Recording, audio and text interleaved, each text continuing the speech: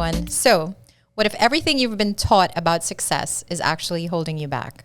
I'm Stacey Luces, and this is Beyond the Quo, where we go deeper, question more, and defy limitations.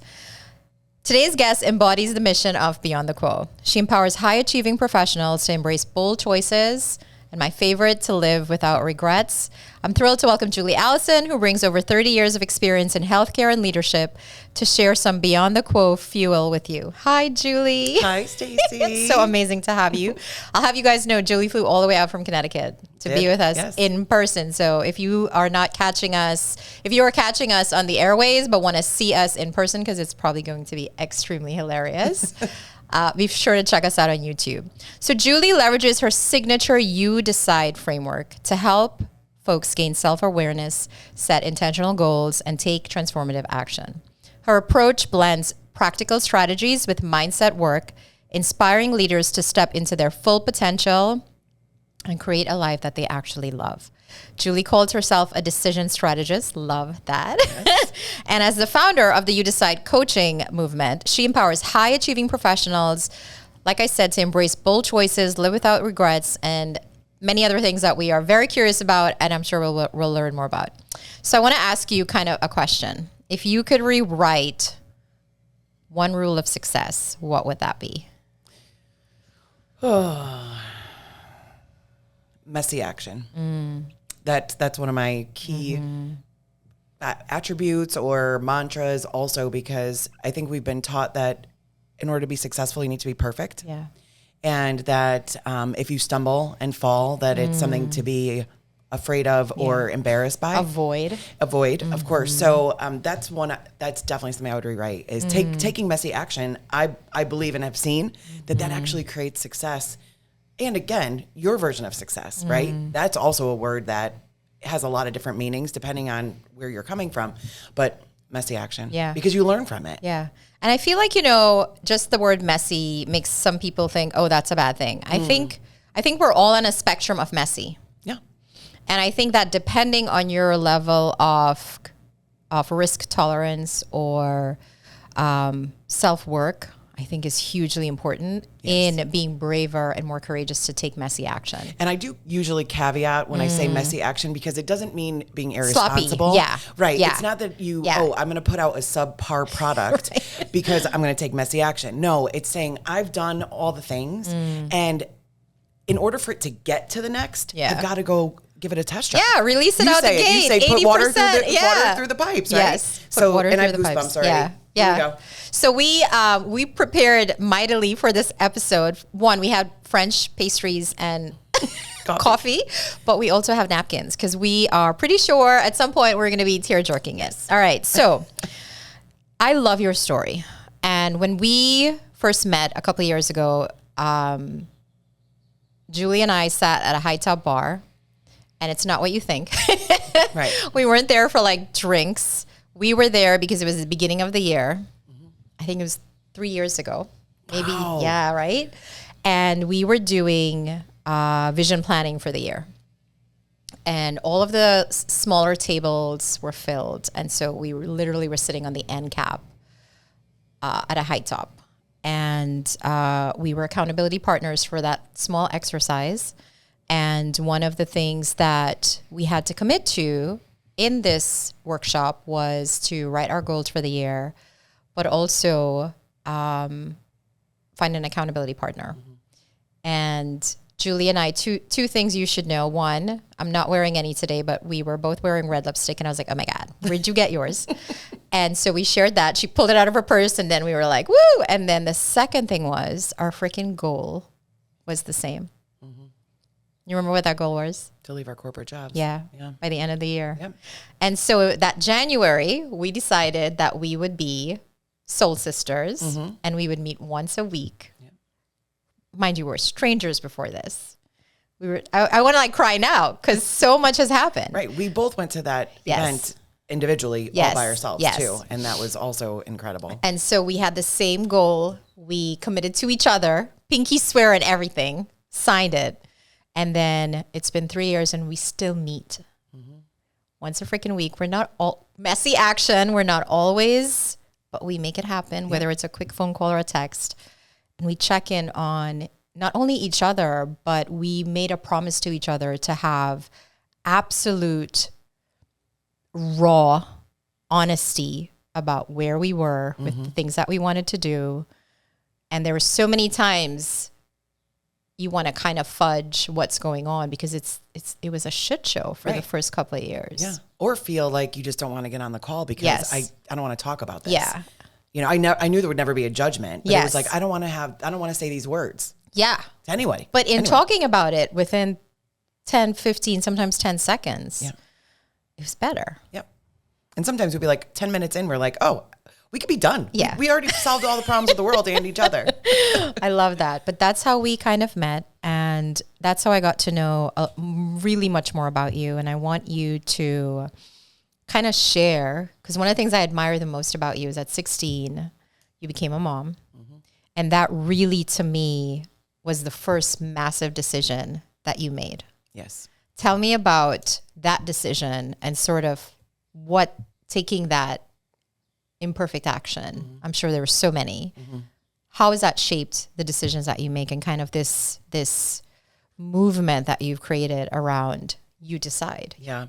So that was, as you said, that was definitely the first big decision. I mean, and I actually found out I was pregnant when I was 15. So when I think about that and I look at my 15-year-old niece, my mind explodes. And so really what happened is, okay, that's the first big decision. And then the next big decision was, you know, I had breast cancer and how am I going to handle that? And then divorce. So everyone has things that happen in their life. And at the time when I decided to have my daughter, which was the most amazing decision I've ever made in my life.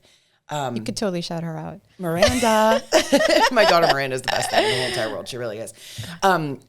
It wasn't until probably 5 years ago that I realized all of these big milestones that I had to make difficult decisions.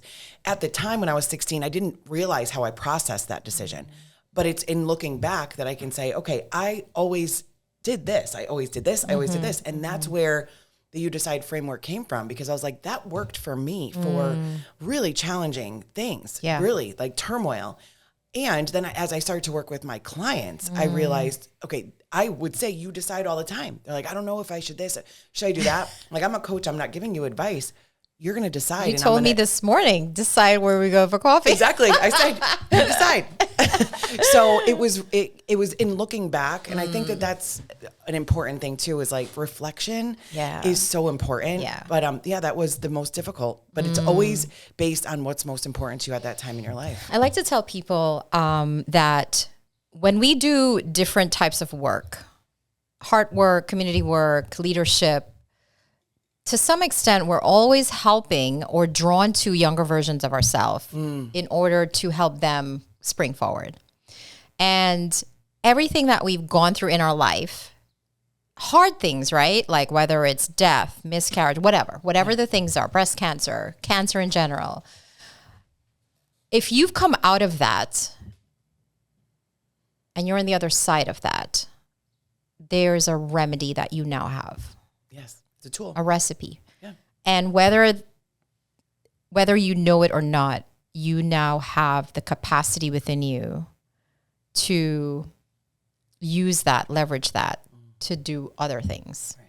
And I think a lot of times we stay in pocket with the bad thing that happened without actually seeing, and that's not to negate that some things are traumatic and devastating, but it's to say,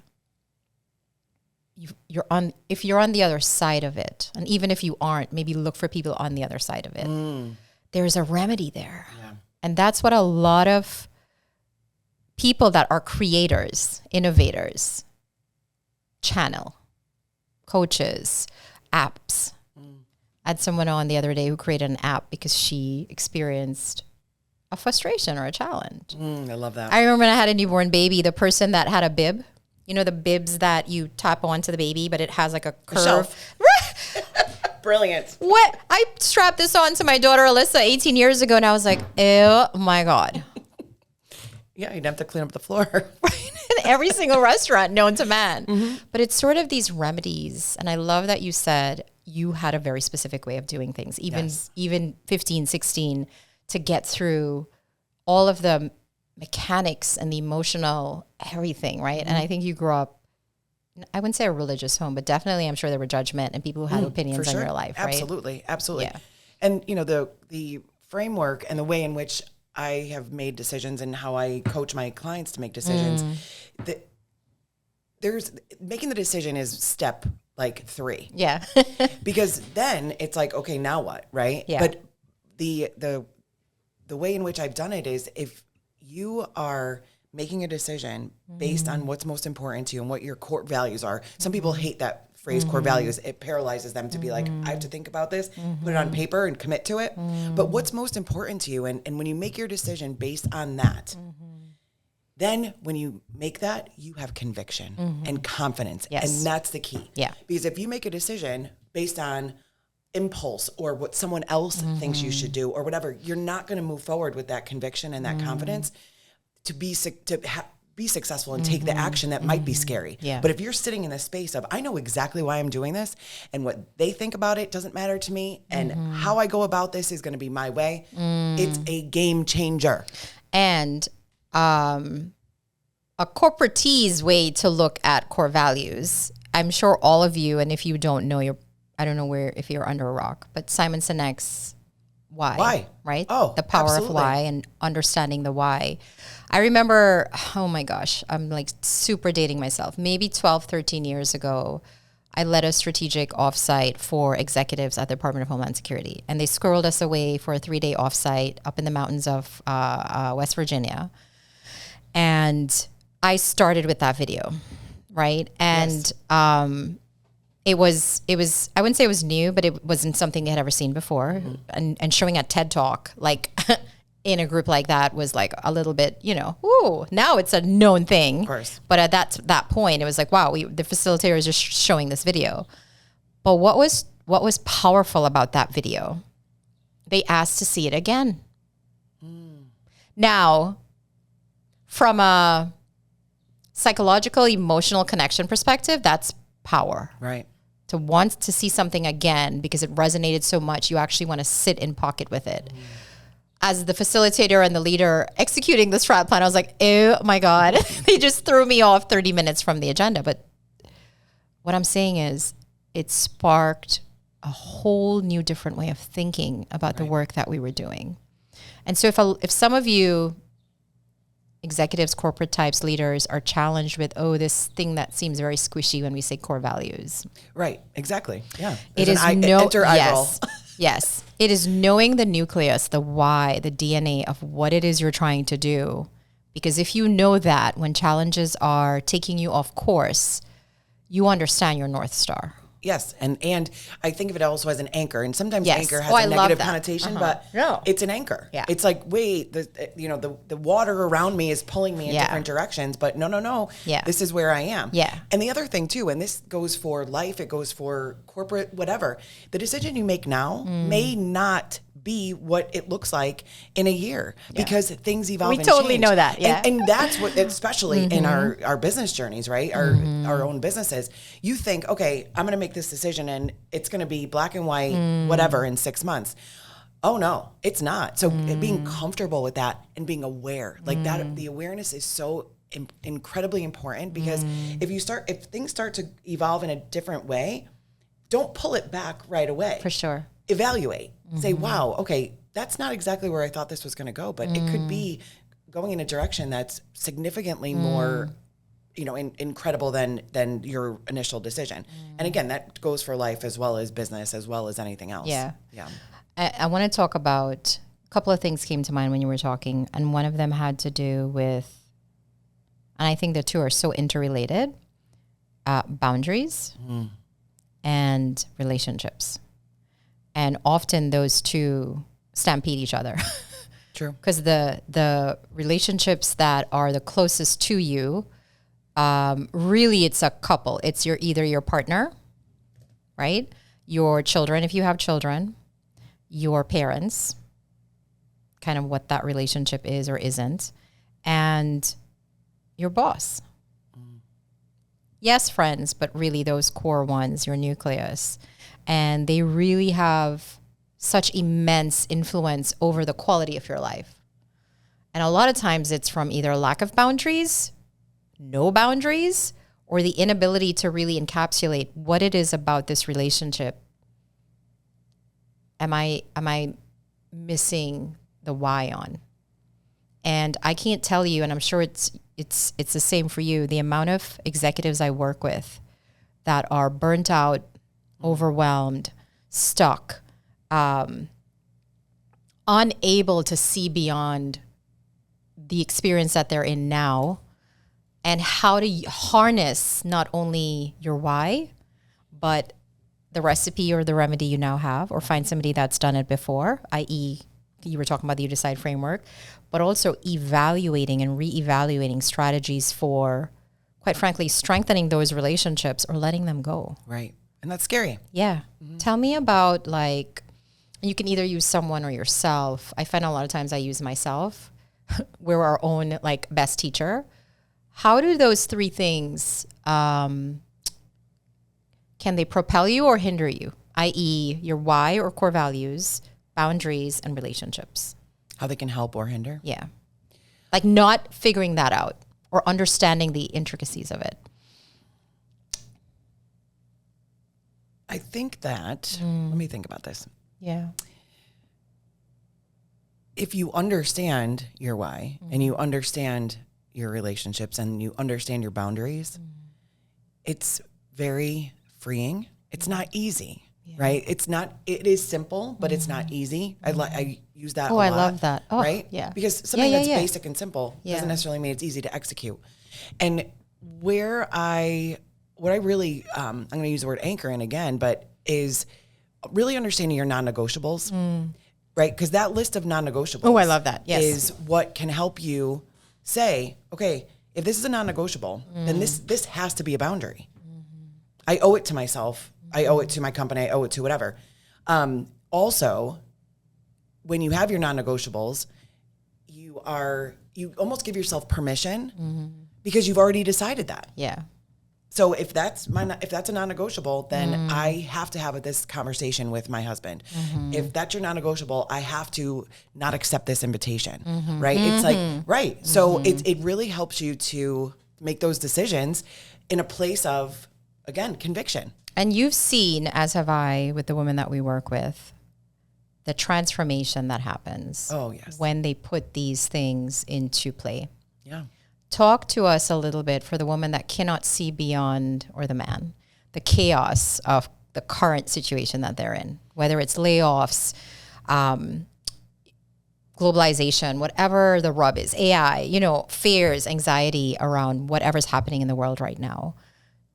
How does a leader put themselves in a position to have a transformation that is effective and deeply personal, but also pivots the organization in a better way, or their employees? Yes. Oh, that's a good one. And the first thing that comes to my mind is perspective. Love. Yeah.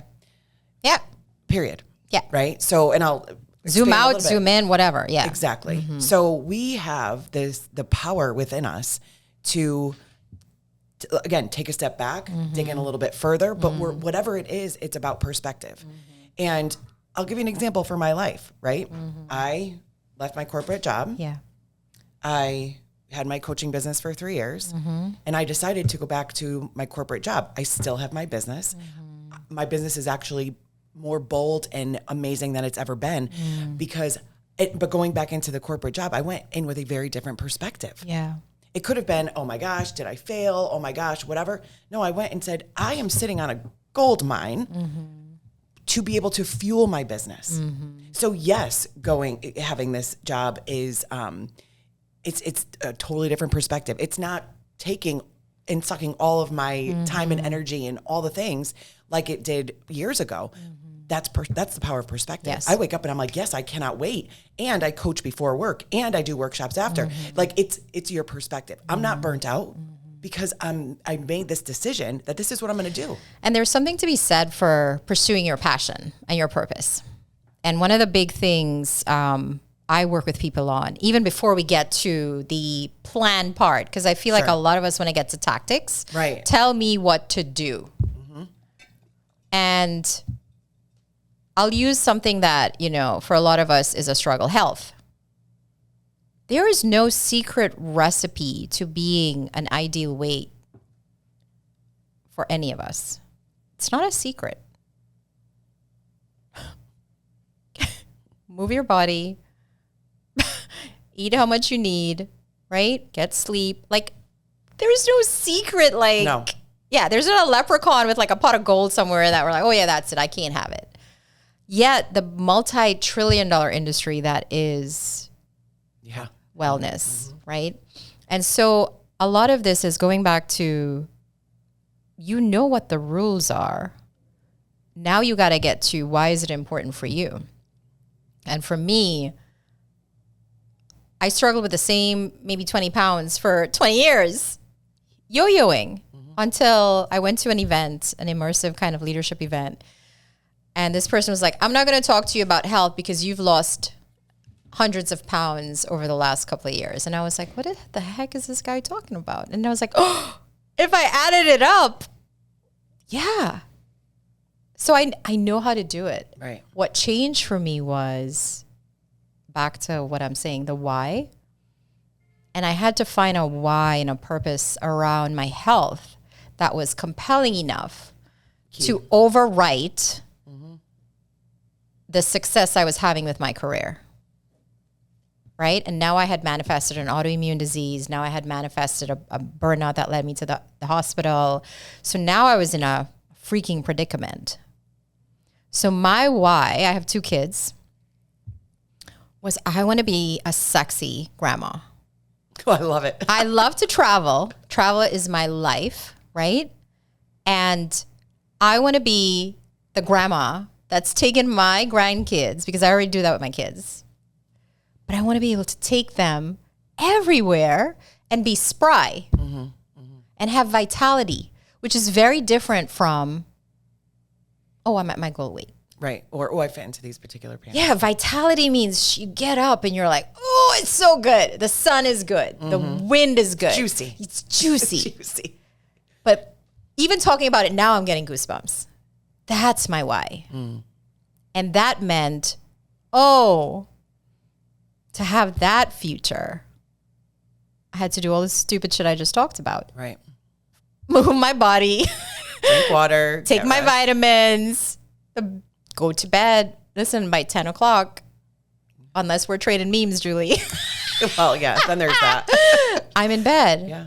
So talk to me about, like, in your life, some habits that you've had to attach a juicy why to, because the tactics just don't work. Right? The tactical crap. If I said to you, to run a business, Julie, you're going to have to think about your social media, and you're going to have to post 3 times a day and check out all the groups and go on LinkedIn and then make 20 calls. You'd be like, do not sign me up. But if I said you're helping empower women to change the trajectory of their life 100%, so that you can empower generations to come, you're like, sign me up. And that's exactly right. Yeah. That's exactly what I was going to say, is that like all those things that you talked about, goosebumps. the tactical stuff. That's why we do it. But it has to be something so freaking compelling that you'll get out of bed and do it anyway. And that's what I think about, is like, how what is it that's going to help me to feel like I cannot wait to jump out of this bed in the morning. And don't get me wrong, motivation waxes and wanes. So there are some mornings where you're not going to jump, no matter, even if you're following your passion to the nth degree, you're not going to pop out.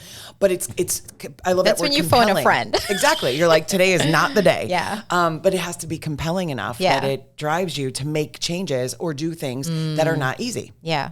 Talk to me about, so I will say for quite a few decades, maybe not decades. Yeah. When I was in corporate proper,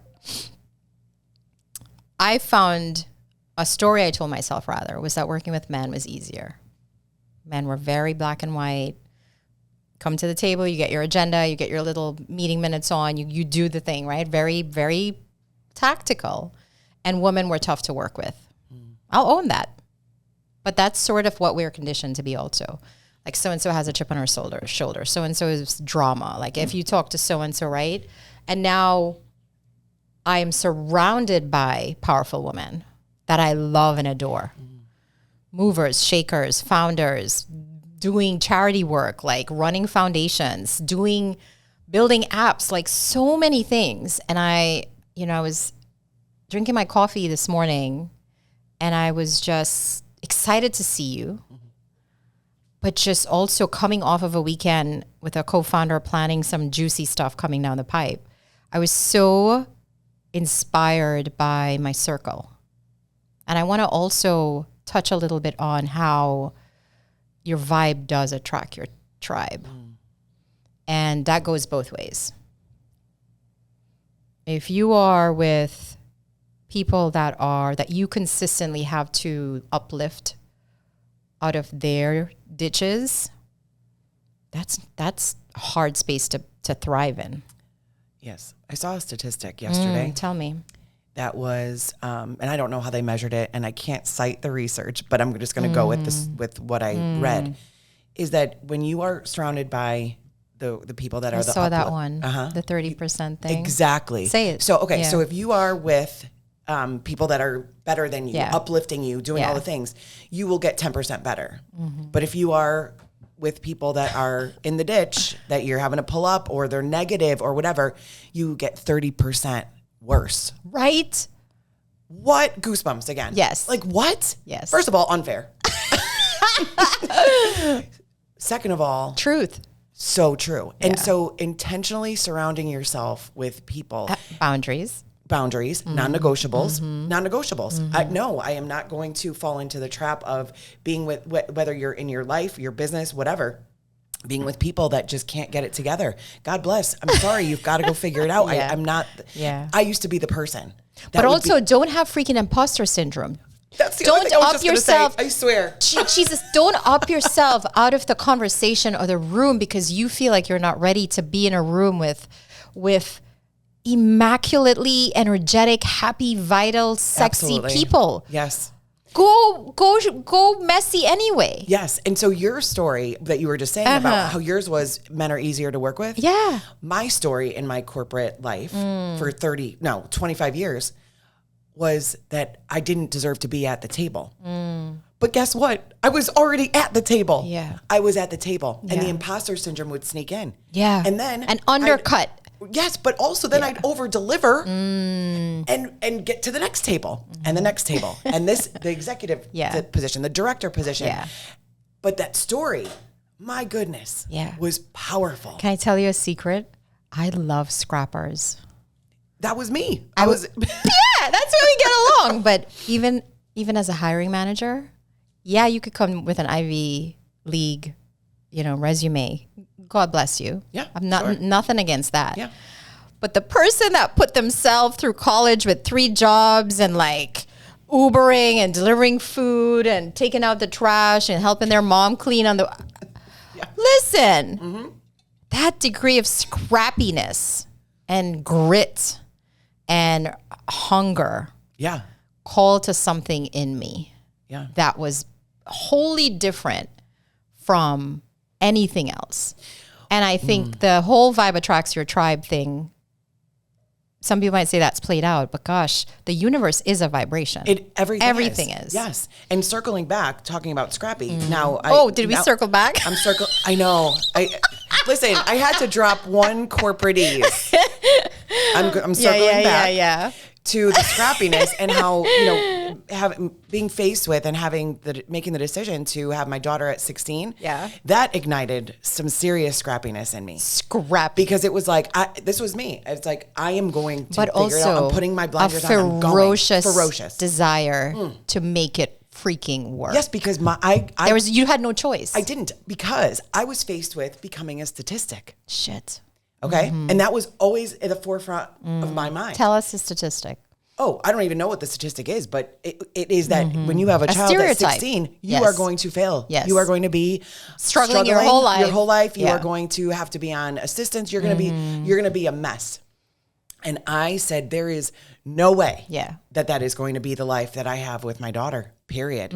And so I think, the pendulum swung a little bit too far because I was like a maniac about like success. She was your passion and your purpose. Yeah. Yeah. And so I've been scrappy the whole time doing the things and succeeding. That was my non-negotiable is figuring out how to make this work. And it's, and now I am in a position to be able to advise on that. Yeah. And, I love having guests on here. They always ask me about the name of the podcast because they're like, quo, what is quo? And I was like, well, it's a derivative of status quo. Right. I said, because I really want people, and think about it, the scrappers, right? The people that said, yeah, this is great, but I want more. Without apologizing for that, diluting it, right, making an excuse for it, comparing yourself to anybody else. I want more, ... Don't know what the more is, but I know this ain't it. Right. Talk to me about that fire in you right now. Oh, well, the fire in me right now is, like I said, leveraging my corporate expertise. I left that behind when I left my corporate job. Yeah. Stacey and I had coffee this morning. We talked a little bit about this. I drew a line in the sand and said, okay, that was corporate executive healthcare Julie. And now it's, Coach Julie.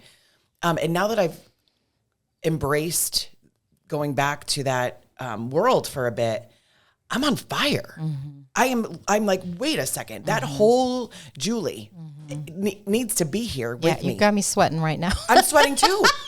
Can I say badass? I'm saying it. Like yes. I just dropped an F-bomb. Yeah. I reclaimed this version of myself that is, talk about Beyond the Quo, like is significantly badass in so many ways. And so that is like, that to me that's it. Can I tell you, oh my God, so something just came to me when you were talking about that. We all know this quote about the arena. Yes. In a nutshell, it means that if you are in the arena, blood, sweat, and tears, grunting through whatever it is you're going through and killing it or being killed, really, people, the spectators, don't have any say in what you're doing. None. They're spectators. They're in the cheap seat. Yes. Unless you are in the arena with me, partnering with me, or doing your own thing, but you are in it. Okay, yes. Right? You've got some skin in the game. Earned it, yes. And so I feel like the spectators are the loudest, the most opinionated, but I also argue that it's more about them than us. We know that now. But talk to me about spectators and how much it stops us from winning. Oh, yeah. Like what other people think of us is none of our business. Like that. Yep. And so that is definitely something that I've learned over the years and that I advise on. It's none of your business what someone else thinks of you. Yeah. And they're coming at you from their filter. For sure. In the book, and they only know what they know. Agreements, right? The 4 agreements. Yeah. Don't take anything personally and don't make assumptions. Those are 2 of the 4. And I live by those. And I have to remind myself, not always easy, but I remind myself that they're coming at it from their experience, their filter, their container. Right. And potentially there's a little bit of jealousy and maybe the judgment is because, well, damn, I wish I would have the nerve to do that. Yeah. And so I keep that top of mind when I'm feeling that way, when the spectators, I'm hearing them. Or the other fun thing is when you're making up the spectators. Sometimes, that's a whole other podcast. It is. But I want to say too, sometimes the spectators are people that love us and have our best interest at heart. Again, coming at it from their perspective. Right. They don't want to see us quit our big 6-figure salary. Yes. They don't want to see us give up this immaculate title that we've earned. Right. I was joshing with my husband in January. Shoot, that was last week? Wasn't January just long? Today's the 10th.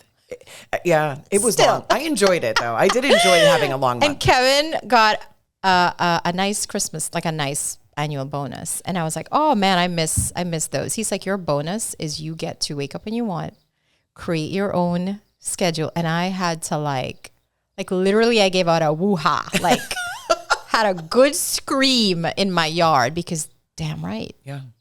Perspective, right? Perspective. Absolutely. Talk to me. You said something and I said we'll pull the thread back with the spectators. And I know I forget. We're talking about that they love you. Oh, yeah, yeah. Tell me about that. Tell me about, yes. I mean, the gremlin in our heads. Yes. So, yeah, let's talk about that. How about when we entertain spectators in our own heads? Yeah. Let's just call it that, right? The voice that's in our head, the negative self-talk or whatever. But, we could sabotage ourselves by creating these. It's kind of like I think about the AI agents that you can now hire, right? These little. I know the bots. Yes, they're adorable.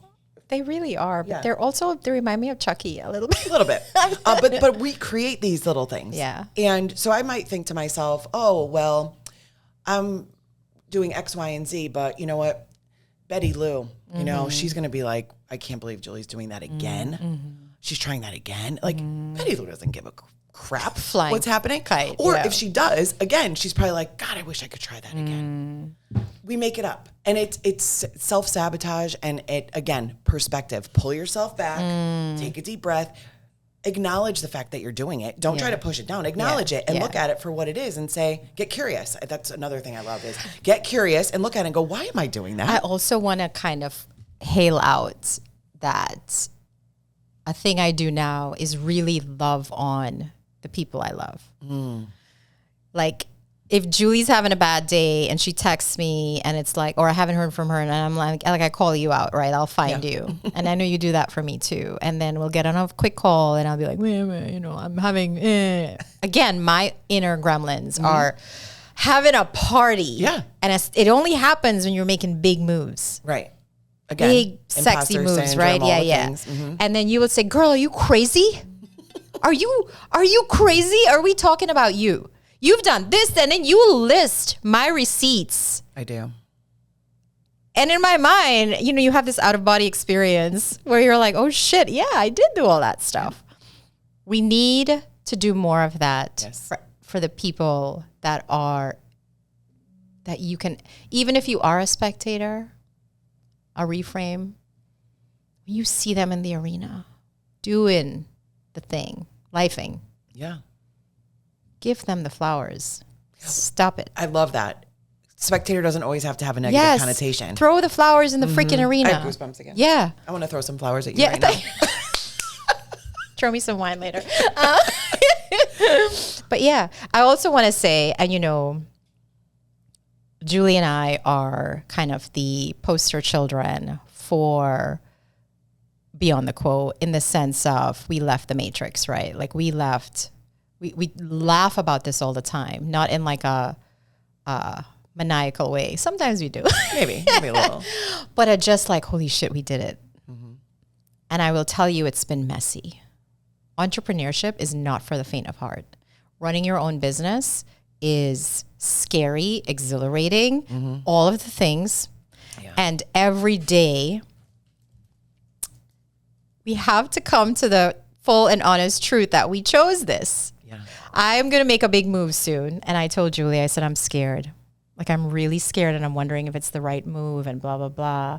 And you said a couple of things. One, you said if it didn't scare you, it's not big enough, right? Truth. Yeah. But also, if you wait to be ready, it's never going to happen. Right. It's the messy action piece. What's a story that I shouldn't say a story. What is something that you wish every person listening to this who's where we were 3 years ago, thinking about doing something big, and it may not be quitting your job and starting your own business, but we get to kind of stand on the other side of that and say, hey, I knew she was coming into town. I cleared my calendar today. We breakfast, podcast, we're going to brunch, a lot of food, guys. We're near the beach. We're going to hang out at the beach and we're going to do some strategizing. We were calling this our accountability meeting today, right? But just the fact that we have the honor of designing a day like this is freaking out of this world. Right. We could have never envisioned it 3 years ago. Right. And so that's my point. Dream. Absolutely. Yeah. And anything that you can imagine. Yeah, I'm going to get a little woo. Yeah. Anything that you can imagine, period. If it can manifest in your imagination, it can be your reality. Period. And yes, you can't just manifest and sit on the couch and eat a sandwich. That said, yesterday, carved out 2 hours before the Super Bowl festivities to prep for this podcast, prep for a meeting I had this morning at 7, prep for a keynote I'm giving on Friday. I'm just saying there's a balance. And there always will be. This is not all fun and games all the time. No. But what Julie and I are saying is it is entirely possible to design your life the way that you want to live it. And it may not happen in a year, in 2, maybe not even in 3, 100% the way you envision it. But man, if 30, even 50% of it is coming to fruition, the quality of your soul is different. Yes. Yep. And the important thing too is to actually take the time to reflect. And I talked about that earlier, because if you are on autopilot all the time. In the quote. Yes, if you're in the quote and on autopilot, you are, and you're dissatisfied. Some people that they're good. And that is absolutely okay as well. Like, let's be 100%. Clear on that. This is not like a judgment of everybody should be trying to do something different. But know that about yourself and be okay with it. Right. And don't have the judgment of others who are not satisfied with what you think they should be satisfied with. Right. But that's, again, goes to just live your own life. Yeah. You know, do your thing. Yeah. So, but I just want to be clear that when I'm saying this, it's not a judgment to someone that loves exactly what they're doing. It's a little bit of it. I'm kidding. We are. It is both not. Of us. Because even when I work with my clients and I talk to them about, you know, what it is that is most important to them at this point in their life, when I have a client who's an attorney who's retiring and works with me because she wants to ensure that her next chapter is not what her previous chapter looked like. And she knows that I work too much, I do this, I do that. One of her like anchors was, I want to have time to play with my grandchildren. That was her sexy grandma. I love it. That was her success. Yeah. It wasn't, when I retire, I want to have a, $1 million yacht and all the things. Yeah. I want to spend time with my grandchildren. Another client I had, I want to carve out time to be in my garden. Yes, that is your vision of success. Do it. Yeah. And Julie and I sort of, I would say, work with the same caliber of clients, but we do different things. And you're absolutely right. And I tell people that when they come into my container for 90 days, I say, hey, 3 things are going to happen. 10% of the people I work with completely reinvent, redesign, step out of the matrix, and live a completely different life. I was one of those people, but it's because I literally died and came back. Right. So everything for me had to change. I had a dramatic, and a lot of them that are in that pocket have had a dramatic thing happen to them. And things have to be different. Yep. There's no compromise. So that's 10%. I would say 70% are where they are, they want something else, and our work is how do I close the gap? Whether it's like your lawyer client. Do I want more balance? Do I want more financial freedom? How do I close the gap with mindset, tools, strategies, all of that? And then you've got about 20%. I don't know if my percentages are right, but a smaller percentage. You got to 100. Yeah. Are like, you know what? I had these nebulous ideas of what it meant to be successful, of what it meant to be content, of what it meant to be spiritual, of what fun meant. I'm actually doing really well. Right. Because remember, the gremlin is saying, you got to do more. Right. And you are constantly trying to fetch the correct metric to feel fulfilled. Right. When in fact, you're okay. Yes. And that is the stuff right there. All of it matters. Yes. But understand that. I've had clients walking out thinking they were going to have this big astronomical change, and they're like, And that is the change. It is. They have perspective. They're clear-headed, clear-minded. And then the fun thing is they eventually go on to do something amazing because now they've cleared all this cobwebs out, all of these old conceived notions about what X meant. Right. So the clarity and confidence, astounding. And then there, I think for those, that 20%, there's also a layer of, I don't know if it's reintroduced or realized gratitude. Yes. Right? I have all. Get out of my head, Julie. I was going to say gratitude too. Yeah. Right? Yeah. With that clarity comes gratitude. Like, wow, this is amazing. Let's talk about something. I don't know if people feel this, but I feel like right now in my life, like when I hang out with people that I super love and are aligned with, the same thoughts and sometimes even the same words, or you're finishing each other's sentences. Isn't that wild? It is incredible. That happened.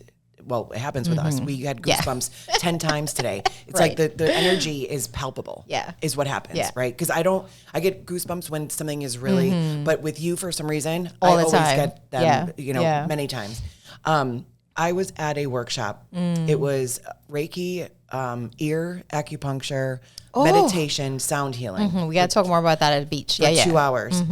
I did not know any of these women except the facilitator. Sure. I did not know any of them. Yeah. There were 8 of us. By the end, that was happening. We were saying the same words. Wow. Like I have goosebumps again. Yeah. I said out loud, walking on air, and the woman, like 2 seats from me, pulled out her piece of paper and said, look what I literally just wrote. Yeah. Literally just wrote walking on air. Another one was talking about, it was incredible. But to your point, when the vibration and the energy is so aligned and powerful, you're on the same literally wavelength. And that is what is flow. Yeah. And when you talk about these almost etherical places you go when you're in the zone is another way people call it. It's runner's high, some people call it, where the first 30 minutes suck. Right. You're like, oh my God. And then after that, you're like, boom, on. Yeah. And you fly. I mean, imagine replicating that feeling. Again, not 24/7, but enough times where it becomes a natural state of being and not something that you're aspiring to or think is impossible. Right. This guy this morning, I laughed so hard. So this guy, and I apologize, I forgot his name. He's the founder of one of the preeminent sporting goods conglomerates. Like just being in the same room with him and hearing him spit wisdom was like, wow. But he introduced himself so like humbly, right? And he said, I wake up happy. I go to bed happy. And in between, people are challenged by that. Wow, that's an interesting perspective. And so I love the end cap, right? Because you're right. You can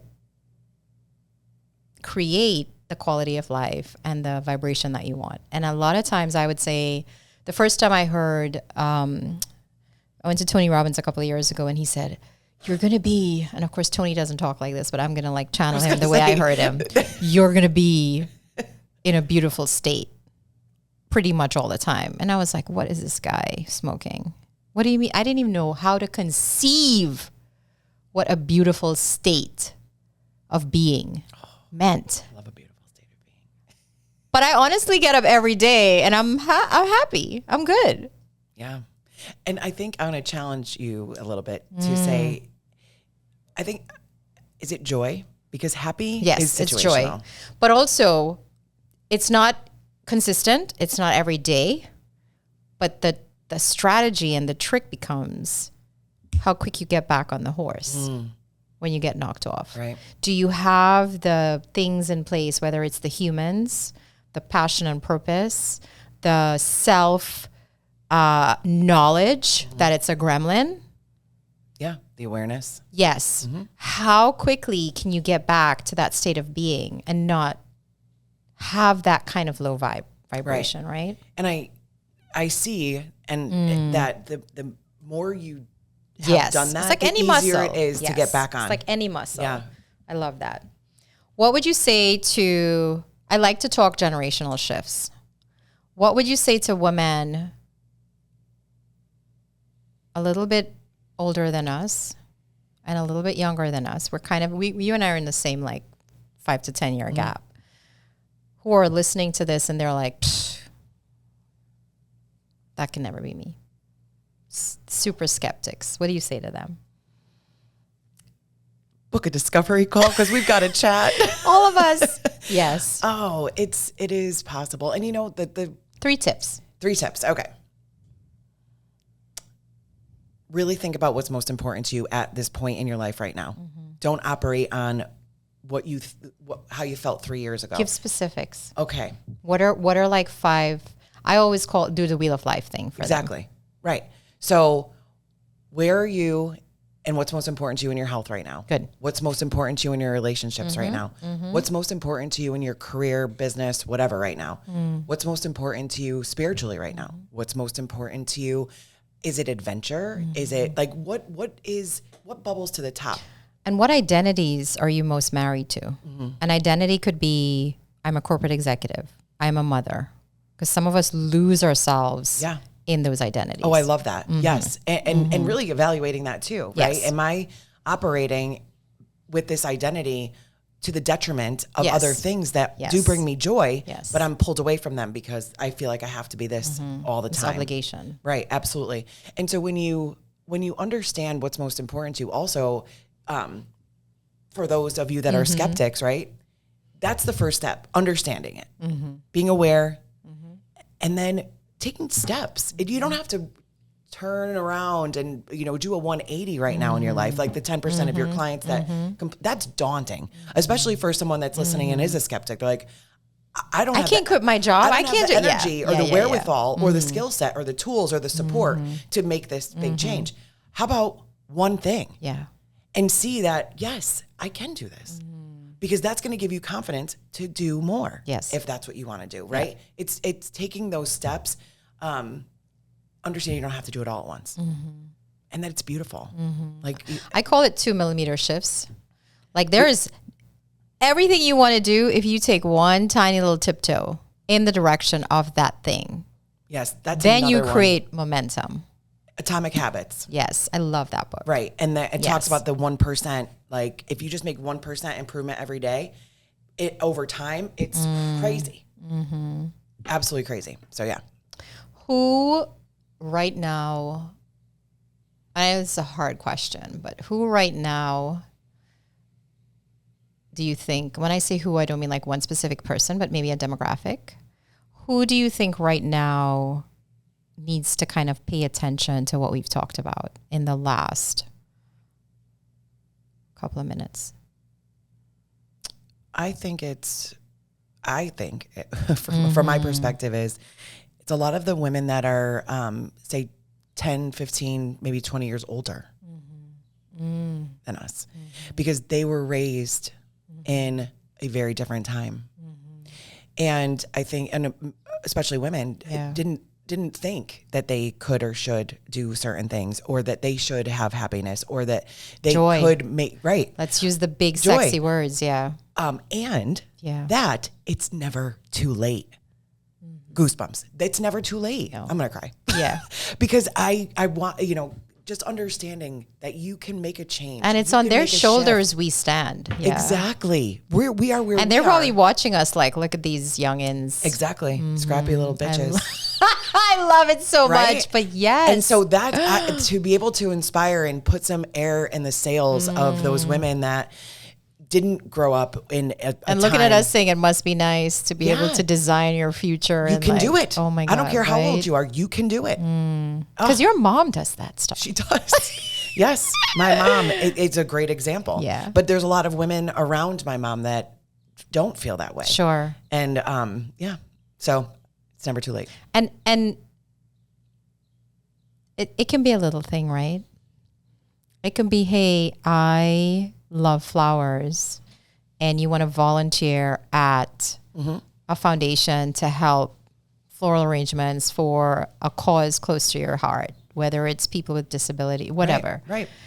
Like Again, it doesn't have to be a 180. I know. I love it. Yeah, it was so amazing to have you. Oh, thank you. I'm so glad we got to do this in person. So fun fact, Julie was the first episode that I recorded, and there were some issues with the sound, and we could have recorded via, because she lives in Connecticut. We could have done Zoom, but we were like, no, we'll wait and get it juicy and whatever. So I love that you came out and that we were able to do this. Wonderful. Yes, I love you so much. I love you too. Thank you, everyone. Yeah. So as you know, this is a space where not only do we uplift each other and provide strategies for leading and living beyond the quo, but really it's about challenging some of the identities, perspectives that we have in our life that we think things are a certain way they are, and there is no change around that. I try to bring people that have gone through the thick of it, are scrappy, gritty, courageous, vulnerable, so that you can find within each conversation a snippet of something that will improve the way that you view something that's happening in your life or in the people that you love close to you. So if you're inspired, please share this episode, like, subscribe, share it with a friend, give us a 5-star review. That's how we stick around. And if you are ready to break free from the ordinary because you've already done the quo and now it's time to go beyond, know that your life is bigger. Your potential is vast. And sometimes all you need is a little bit of inspiration from guests like Julie, and podcasts like these, wherever you listen to your podcasts, to make that first move. It doesn't have to be something gigantic and astronomical. It can be tiny little incremental shifts that take you beyond the quo. Thanks for listening, everyone.